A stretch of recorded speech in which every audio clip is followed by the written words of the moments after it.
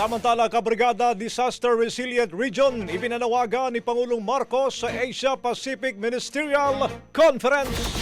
Brigada Katrina Honson, ibrigada mo! Brigada Live Report. Umapila si Pangulong Ferdinand Bongbong Marcos Jr.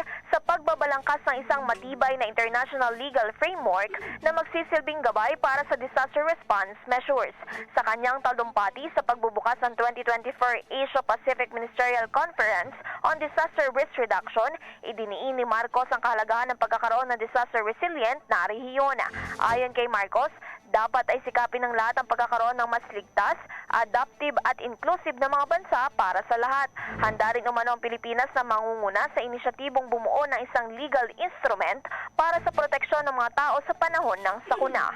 In the heart of changing lives, ito si Brigada Katrina Honson ng 105.1 Brigada News FM Manila, The Music and News Authority. Brigada Balita Nationwide.